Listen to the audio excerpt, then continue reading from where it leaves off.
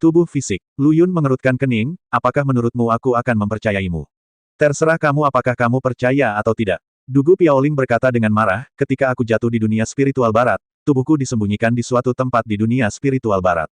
Meskipun tubuh Ye Qingcheng adalah reinkarnasi dari roh peri, aku masih menyukainya.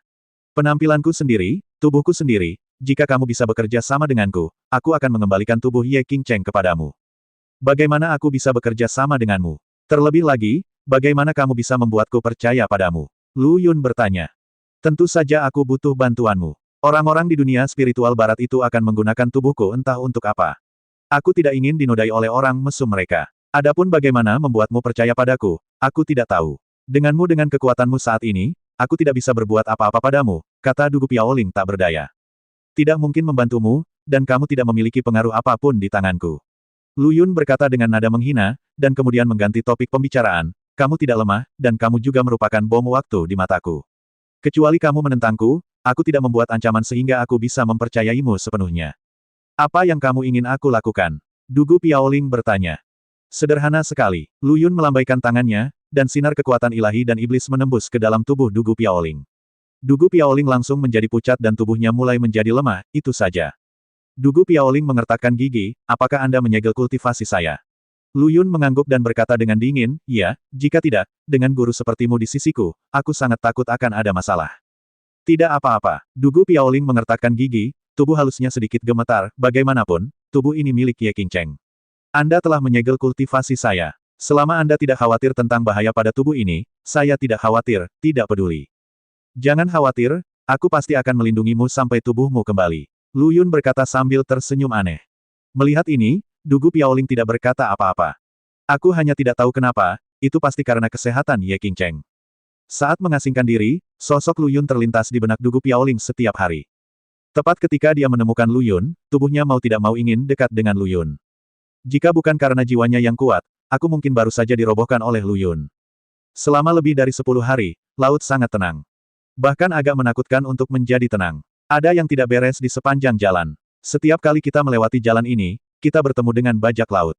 Tapi sekarang, setelah sekian lama, kita tidak melihat satu pun bajak laut.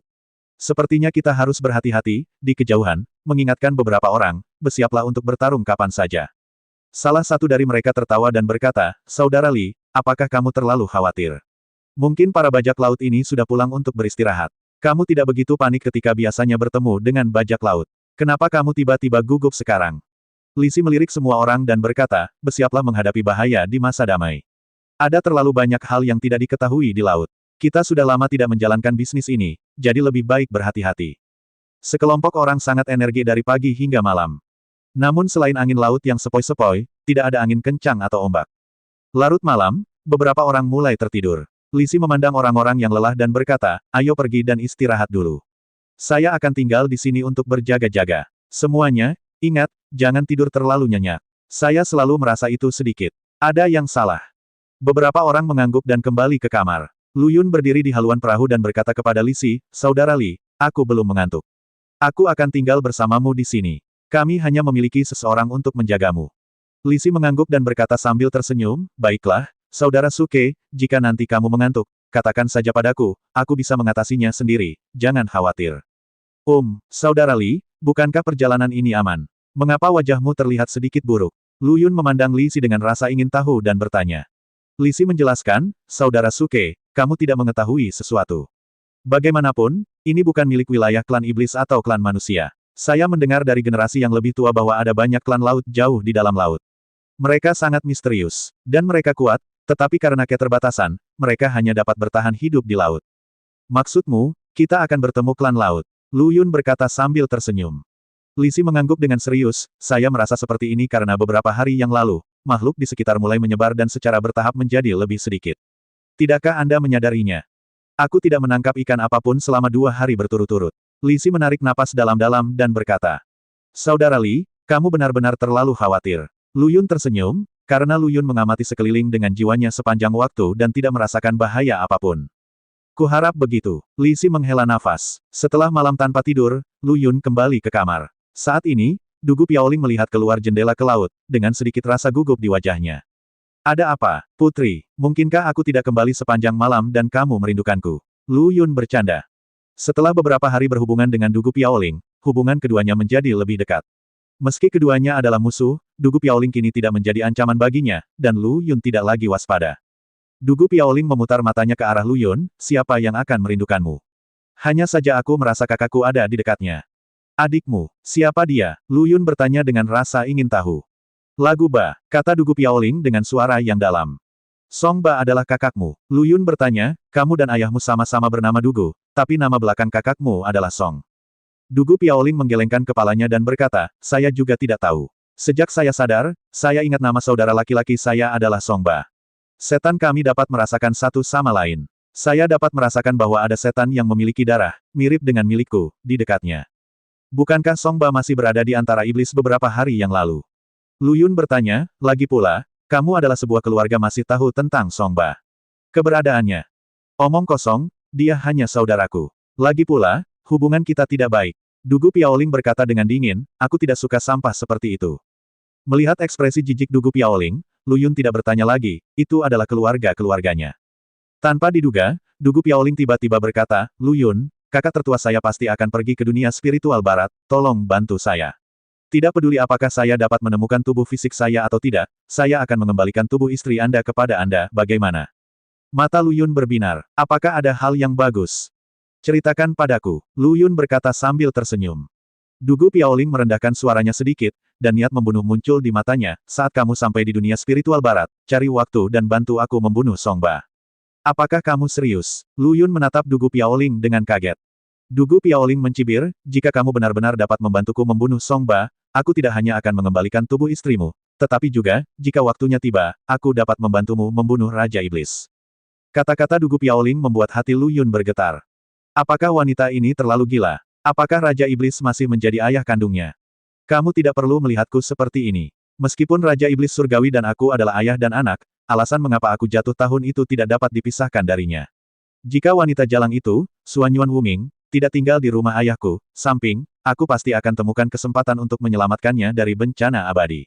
Kata Dugu Piaoling sambil mengerang. Jika kamu tidak percaya, aku bisa bersumpah darah. Kata Dugu Piaoling dengan serius. Lu Yun tersenyum pahit dan berkata, itu tidak perlu. Musuh dari musuhku adalah temanku. Bahkan jika kamu tidak memberitahuku, aku tahu bahwa Song Ba ada di dunia spiritual barat, dan aku pasti tidak akan membiarkannya pergi. Bukankah kamu bilang dia ada di suatu tempat di dekat sini? Di kapal, kenapa kamu tidak memberitahuku saja dan aku akan membunuhnya sekarang? Bukannya aku meremehkanmu. Dengan kekuatanmu saat ini, kamu memiliki kemampuan untuk membunuhnya, tapi jika dia ingin melarikan diri, kamu tidak bisa menghentikannya. Mata Dugu Piaoling dingin dan dia berkata dengan isyarat niat membunuh, jangan khawatir, kali ini alam roh barat, saya harus membiarkan Song Ba tidak pernah kembali. Untungnya, dia telah menyegel budidaya Dugu Piaoling. Kalau tidak, apa yang mungkin terjadi jika wanita menakutkan itu ada di sisinya? Hari ke-23. Laut masih tenang, dan semua orang mulai mengendurkan kewaspadaan mereka. Bahkan Li Si menghela nafas lega. Hari ke-25. Li Si memanggil semua orang dan berkata dengan serius, beberapa hari terakhir ini agak tidak seimbang. Bahkan jangan istirahat malam ini. Saya merasa segalanya tidak sesederhana itu.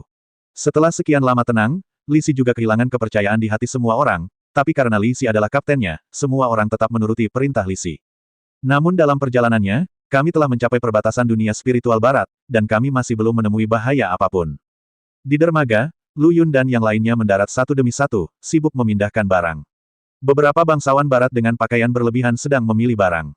Ratusan budak iblis dikurung di dalam sangkar, meratap kesakitan, seperti barang yang diambil oleh bangsawan barat yang gemuk. Tetapi ketika bangsawan gemuk itu melihat iblis perempuan yang mempesona itu, dia mengabaikan mereka dan tetap berada di depan sekelompok iblis laki-laki. Song Ba memandang bangsawan gemuk di depannya dengan ketakutan. Doa yang tak henti-hentinya ada di hatiku. Namun bagaimanapun juga, Anda tidak bisa lepas dari hukum Murphy. Bangsawan gemuk itu menghampiri Song Ba dan mengangguk puas, ini bagus. Biarkan saya mengambilnya kembali dan memainkannya selama beberapa hari. Lalu saya bisa menjualnya dengan harga yang bagus. Lu Yun berkata dengan hampa, mengapa orang-orang di dunia spiritual barat memiliki selera yang begitu kuat. Li Si menghela nafas dan berkata, sepertinya kali ini, kita harus sia-sia lagi. Mulai sekarang, kita bisa menjaga iblis perempuan ini sendirian. Mereka sepertinya tidak menyukai iblis perempuan. Menyaksikan iblis laki-laki dibawa pergi satu persatu, Dugu Piaoling di sampingnya tertawa pelan di telinga Lu Yun, saya tidak menyangka tingkat kultivasi Song Ba juga tersegel. Bagaimana kamu tahu? Cih, dengan amarah Song Ba, dia tidak akan melakukan apa-apa. Dugu Piaoling melihat Song Ba dibawa pergi dari kejauhan dan tidak bisa menahan tawa. Apakah kamu sudah menemukan Song Ba? Lu Yun bertanya.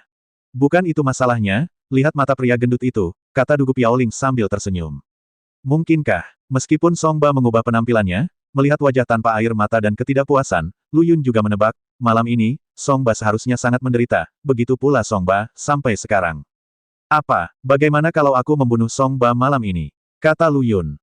Dugu Piaoling menggelengkan kepalanya dan berkata sambil tersenyum main-main, mengapa kamu begitu cemas? Saya masih ingin melihat apa yang dia lakukan di dunia spiritual barat ini. Ada banyak peluang untuk membunuhnya. Lu Yun mengangguk. Itu juga yang dia maksud. Kunjungan mendadak Song Ba ke dunia roh barat pasti merupakan instruksi dari Raja Iblis. Li Si menghampiri Lu Yun dan kedua pria itu, saudara Suke, tidak jauh dari sini adalah kota Tiandu. Armada kami akan tinggal di sini selama beberapa hari. Anda dan orang tua Anda dapat pergi dan bermain selama beberapa hari. Kami bisa berkumpul ketika kamu kembali dalam 5 hari, hei. Bisnis kali ini tidak bagus, saya hanya ingin melihat apakah ada bangsawan lain di kota Tiandu yang menyukai iblis wanita.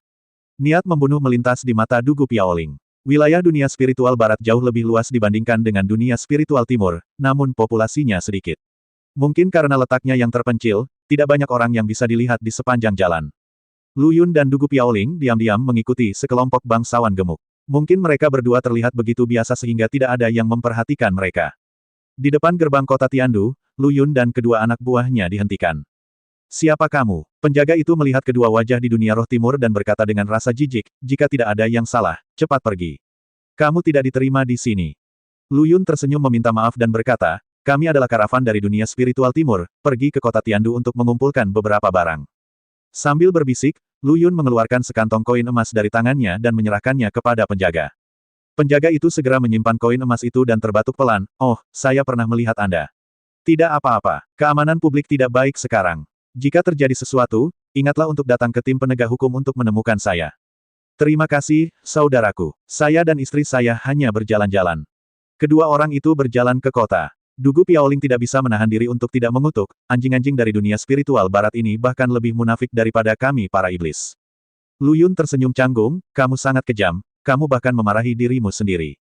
Dugu Piaoling memutar matanya ke arah Lu Yun, bukankah yang saya katakan itu benar?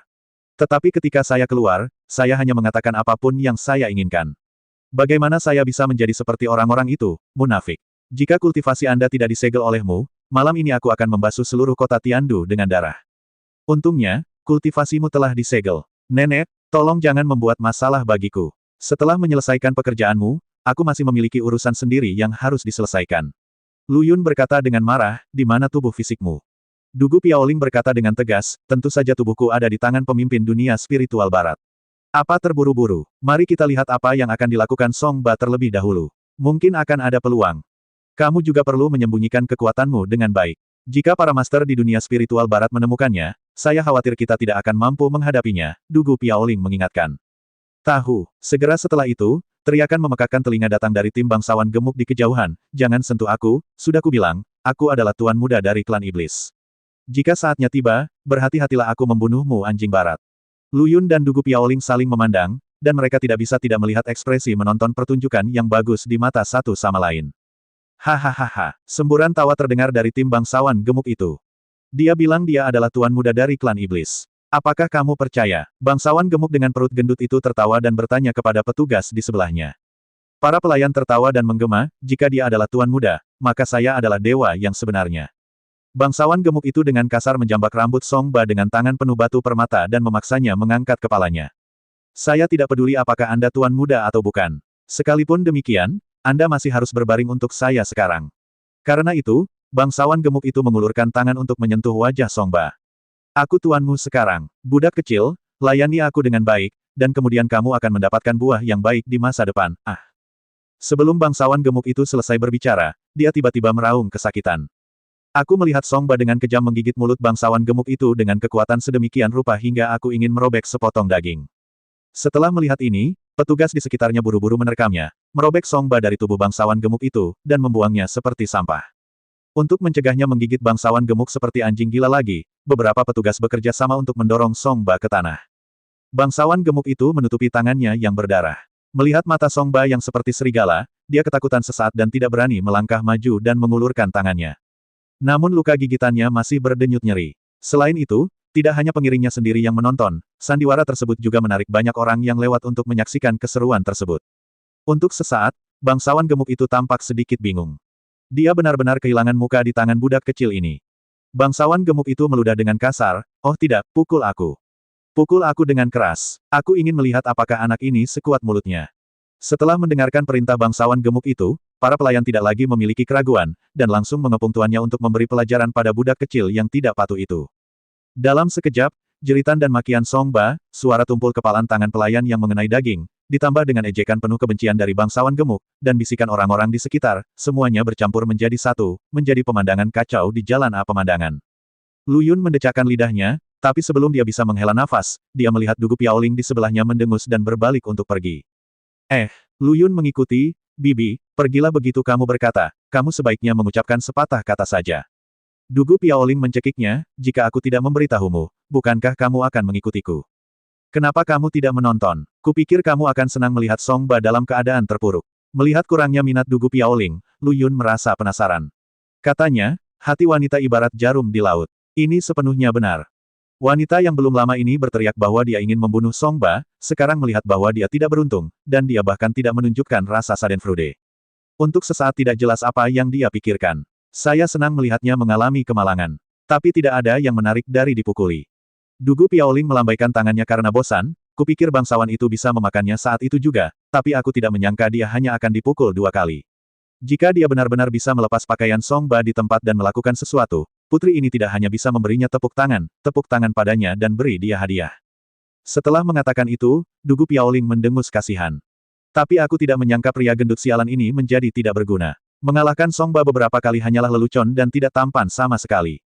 Petik 2, petik 2. Sungguh kejam. Dalam hal kekejaman, wanita ini jelas merupakan salah satu wanita terbaik yang pernah dilihat Lu Yun. Ketika orang lain membunuh orang, metode kejamnya adalah dengan memenggal kepala atau mengukir jantungnya. Jika Anda lebih kejam, itu tidak lebih dari penyiksaan dan pelampiasan. Tapi wanita ini tidak hanya membunuh orang, dia juga membunuh orang. Belum lagi Song Ba, jika ada orang yang benar-benar dipermalukan di jalan, dia mungkin akan tega mati, apalagi dia, tuan muda dari klan iblis. Lu Yun berpikir bahwa tidak peduli siapa yang dia sakiti di masa depan, dia tidak bisa menyinggung perasaan wanita. Lalu dia diam-diam menjauhkan diri dari Dugu Piaoling. Tanpa diduga, begitu dia bergerak, Dugu Piaoling menyadarinya. "Cek." Dugu Piaoling berhenti dan menoleh ke arahnya, "Mengapa kamu begitu jauh dariku? Kamu terlalu sensitif." Lu Yun mengikutinya dalam diam, tanpa menunjukkan tanda-tanda ketidaksabaran di wajahnya. "Menurutku jalan ini lebih makmur dibandingkan tempat lain, dan aku ingin melihat tempat seperti apa itu." "Oh." Dugu Piaoling menatap Lu Yun dengan hati-hati, "Kupikir kamu takut padaku." Petik 2, petik 2. Lu Yun berkata dengan marah, "Takut padamu. Aku terlalu banyak berpikir." Dugu Piaoling tidak banyak bicara padanya dan hanya tertawa. Ya, Lu Yun tidak ingin berbicara dengannya lagi, jadi dia memimpin dan berkata, "Sepertinya di depan sangat ramai. Ayo kita ke sana dan melihatnya." Tempat ramai yang disebutkan Lu Yun adalah sebuah gedung tinggi yang indah. Memang indah. Seluruh bangunan terbuat dari glasir berwarna, dan meskipun ada cahaya redup, terlihat sangat mempesona. Terlebih lagi, orang yang membangun bangunan tersebut juga menghiasi berbagai batu permata pada bangunan tersebut, membuat keseluruhan bangunan semakin mempesona. Bangunan yang kaya dan mengesankan ini tidak terlihat sederhana. Dugu Piaoling mengikuti Lu Yun, melihat ke arah bangunan itu, dan bertanya kepadanya, "Tempat apa ini?" Seseorang di dekatnya mendengar kata-katanya dan menjawab secara proaktif, "Kamu baru saja datang ke sini, kan? Kamu bahkan tidak tahu tentang rumah lelang itu." Setelah mendengar ini, Lu Yun tersenyum meminta maaf dan berkata, "Ya, saudaraku, kami datang ke sini dengan perahu dan kami baru saja tiba di sini belum lama ini. Mengapa kita tidak turun bersama istriku untuk berjalan-jalan dan melihat dunia?" Lu Yun naik untuk bertanya, "Saudaraku, apa yang mereka jual di rumah lelang ini?" Melihat dirinya orang asing, pria itu pun antusias, sehingga ia tertawa dan memperkenalkannya. "Dari harta karun alien hingga gulungan batu permata. Apapun yang Anda inginkan, rumah lelang memiliki semuanya." Saat dia mengatakan itu, pria itu terkekeh, berjalan mendekati Lu Yun, dan merendahkan suaranya, "Jika kamu beruntung, kamu dapat membeli beberapa barang berkualitas tinggi di rumah lelang." Kemudian, saat pria itu berbicara, matanya beralih ke Dugu Piaoling. Lalu, dia menepuk bahu Lu Yun dengan rasa iri. "Namun, menurutku kamu tidak akan membutuhkannya, saudaraku." Mata Dugu Piaoling menjadi dingin pada saat itu, dan dia memandang orang itu sedingin tatapan maut. Lu Yun takut jika dia tidak tahan lagi, dia akan membunuh pria di jalan itu, jadi dia segera menyeretnya ke rumah lelang. Setelah memasuki rumah lelang, Dugu Piaoling mengusir Lu Yun dengan marah. Minggirlah, Tuan Putri. Lu Yun memperingatkannya dengan wajah dingin, jangan lupa tujuan kedatanganmu ke sini. Dugu Piaoling memandangnya, wajahnya berubah beberapa kali, dan akhirnya dia berbalik dan mendengus tanpa mengucapkan sepatah kata pun.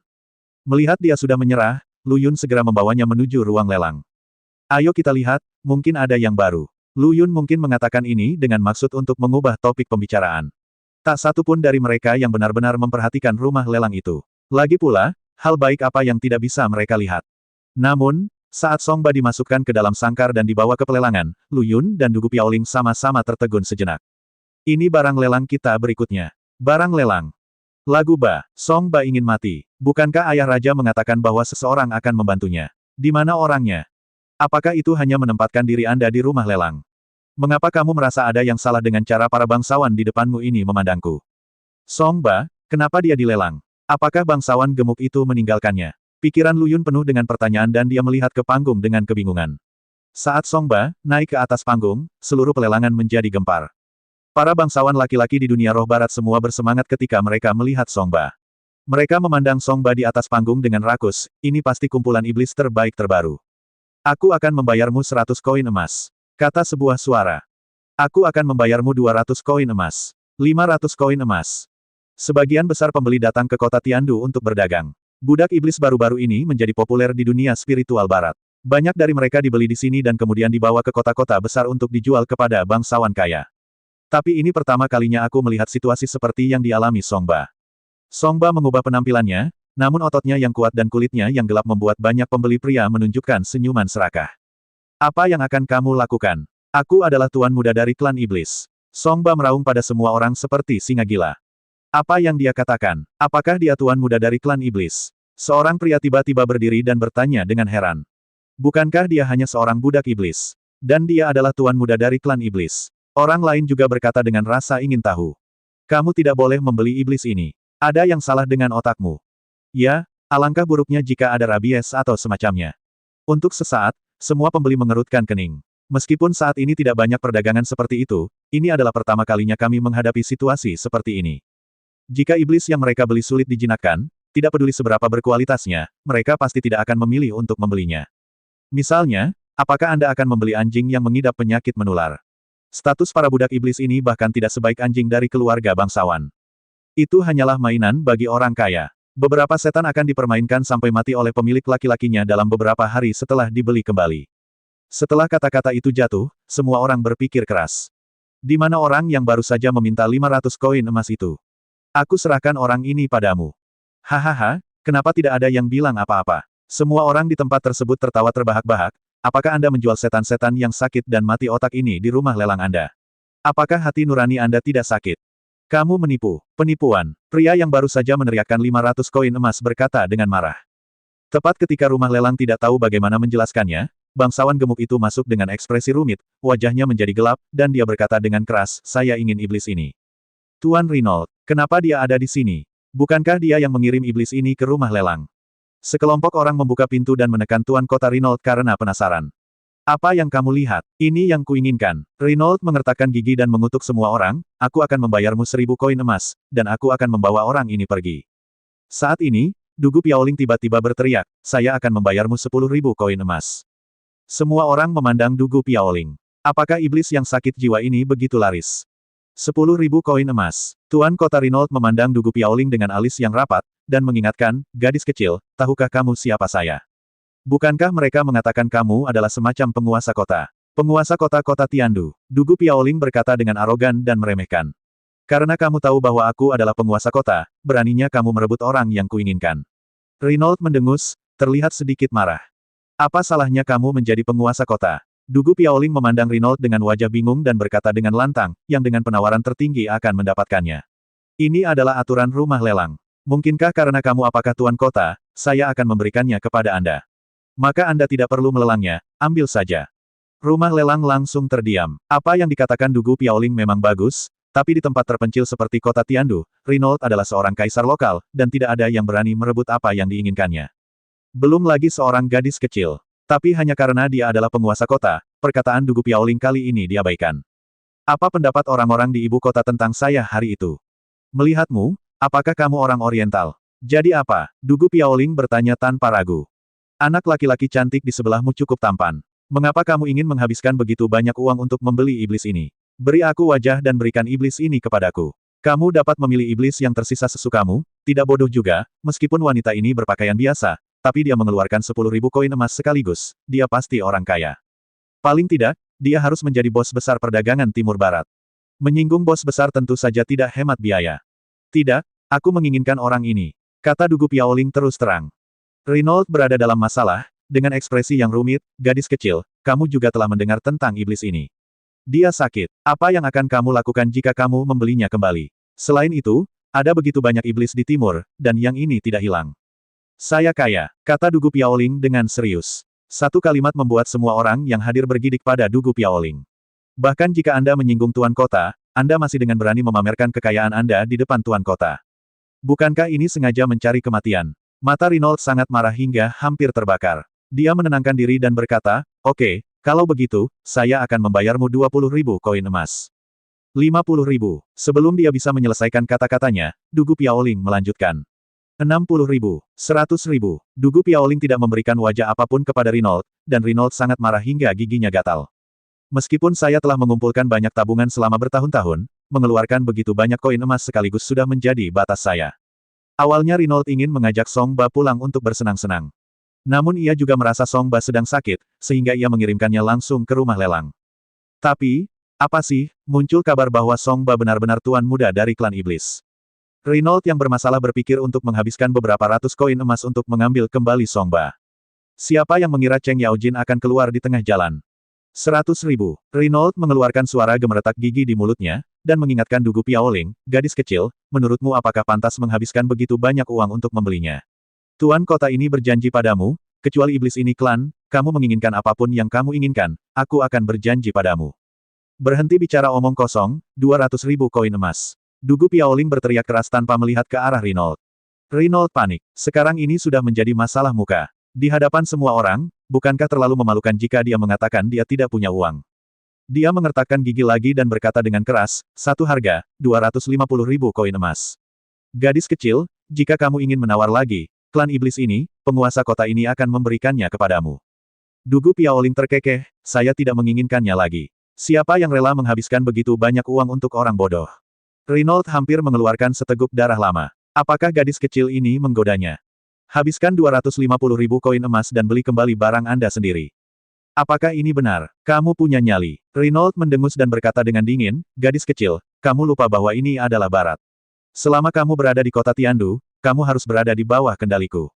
Setelah berbicara, Renault memelototi semua orang, kirim iblis ini ke rumahku nanti. Setelah menunggu Renault pergi, Lu Yun dengan penasaran bertanya kepada Dugu Piaoling, apakah kamu begitu kaya? Suara dingin Dugu Piaoling terdengar, bagaimana saya bisa kaya? Saya hanya punya selusin koin emas. Kalau begitu kamu masih berani mematok harga seperti ini. Lu Yun menatap Dugu Piaoling dengan heran. Aku melakukannya dengan sengaja. Bagaimanapun, dia adalah tuan muda dari klan iblis kita. Dia tidak bisa menjualnya dengan harga murah, kan? Dugu Piaoling berkata, lagi pula, aku tahu pria gendut ini pasti akan menjualnya bersedia untuk membayar.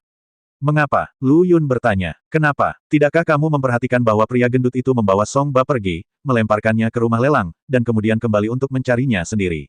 Tidakkah kamu menyadari ada yang tidak beres? Dugu Piaoling mengedipkan matanya yang besar mata dan bertanya. Apa masalahnya? Kamu sangat bodoh. Aku benar-benar tidak tahu apa yang Ye Qingcheng sukai darimu. Dugu Piaoling mengerutkan bibirnya, Song Ba pasti mengikuti perintah ayahku ketika dia datang ke dunia spiritual barat. Pasti ada seseorang yang mau jaga dia. Benar kan? Sekilas terlihat jelas bahwa pria gendut itu ada di sini untuk mendukung Song Ba, jika tidak, siapa yang akan menghabiskan begitu banyak uang untuk membeli budak? Aku tidak menyangka kamu cukup pintar. Lu Yun tersenyum. Dugu Piaoling memutar matanya ke arah Lu Yun, apa yang masih kamu lakukan? Cari tempat tinggal dan lihat apa yang akan dilakukan Song Ba. Meninggalkan rumah lelang, banyak pengusaha barat datang menyambutnya. Tingkah Dugu Piaoling barusan membuat banyak pengusaha mengira mereka berdua adalah orang kaya raya dan ingin lebih banyak berhubungan dengan mereka. Di hadapan semua orang, Lu Yun dan Dugu Piaoling datang ke sebuah restoran. Bangunan di barat berbeda dengan di timur. Restorannya terlihat sangat indah, sedangkan Lu Yun dan Dugu Piaoling terlihat tidak pada tempatnya. Ketika mereka sampai di meja depan, wanita cantik di meja depan memandang mereka berdua dengan jijik. Apa yang kalian berdua inginkan? Tetaplah di hotel, Lu Yun berkata dengan tenang.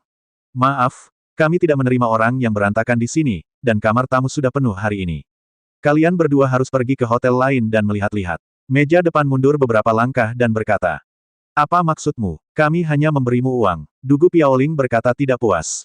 Bayar, bisakah Anda membelinya? Meja depan memandang kedua orang itu dengan jijik, yang termurah kami berharga 10 koin emas semalam.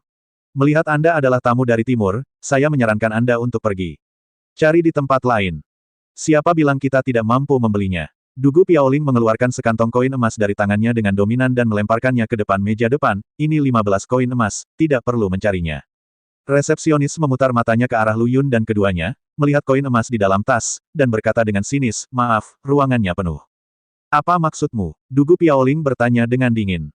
Apa maksudmu? Ruangannya penuh, kata meja depan dengan nada menghina. Meskipun demikian, Dugu Piaoling tidak dapat menyerang meskipun dia menginginkannya. Dengarkan saja ledakannya. Tanpa mengucapkan sepatah kata pun, Lu Yun melemparkan sekantong koin emas. Apakah ini cukup? Mata resepsionis itu berbinar. Dia membuka tas dan melihat koin emas di dalam tas. Dia segera mengubah wajahnya dan berkata sambil tersenyum, Tuan, ini sudah cukup. Tunggu saja saya dan saya akan mengatur kamar untuk itu, kamu segera. Dugu Piaoling memandang ke meja depan dengan tidak puas dan berbisik, mata anjing itu memandang rendah orang. Apa kami? Lu Yun menunjukkan ekspresi terkejut, tentu saja uang yang kuberikan padamu adalah untuk membelikan kamar untukku. Resepsionis melirik ke arah Dugu Piaoling yang dipenuhi bau busuk, matanya berbinar, dan dia langsung tersenyum penuh pengertian dan berkata, baiklah Pak, saya akan segera menanganinya untuk Anda. Apa maksudmu? Dugu Piaoling memandang Lu Yun dengan dingin. Apa? Lu Yun memandang Dugu Piaoling, saya pasti akan membuka kamar saya sendiri. Mungkinkah saya juga perlu membayar bagian Anda? Aku tidak peduli, buka saja 2 kamar. Kata Dugu Piaoling. Saya tidak punya uang sebanyak itu. Lu Yun berkata dengan ringan. Dugu Piaoling mengertakkan gigi dan berkata, kalau begitu, cari tempat lain untuk tidur. Aku akan tidur di sini. Kamu terlalu banyak berpikir, kamu bukan aku, jadi kenapa? Meja depan menyerahkan kunci dan tersenyum pada Lu Yun, Tuan, ini kunci Anda. Kami juga telah menyiapkan makan malam untuk Anda. Lu Yun mengambil kunci dengan wajah sedikit bangga, terima kasih. Lu Yun berbalik dan hendak naik ke atas. Dugu Piaoling mengikuti di belakang Lu Yun. Lu Yun menatap Dugu Piaoling dengan rasa ingin tahu, mengapa kamu mengikutiku? Masih banyak koin emas di tanganmu. Bukan tidak mungkin mencari tempat lain. Kita akan bertemu besok pagi. Dugu Piaoling berkata dengan marah, saya tidak memiliki kultivasi sama sekali sekarang. Ini adalah dunia spiritual barat. Bagaimana jika saya menghadapi bahaya? Melihat penampilan Dugu Piaoling, Lu Yun berkata dengan campuran tawa dan air mata, Putri, jangan khawatir, dengan penampilan Anda saat ini, Anda pasti tidak akan menghadapi bahaya apapun. Kamu begitu percaya padaku. Dugu Piaoling tiba-tiba menunjukkan ekspresi aneh dan tersenyum misterius. Ah, menurutmu akan berbahaya jika aku mengembalikan penampilanku seperti Ye Qingcheng dan berjalan di jalan tanpa berkultivasi. Jangan coba-coba membodohiku. Ini bukan penyamaran. Kamu hanya menggunakan nafasmu untuk mengubah penampilanmu. Bagaimana kamu bisa mengembalikan penampilanmu jika kamu tidak berkultivasi? Lu Yun berkata langsung. Berkata, tetapi, jika Anda berkata demikian, saya punya ide. Mari kita bicarakan, kata Dugu Piaoling dengan marah.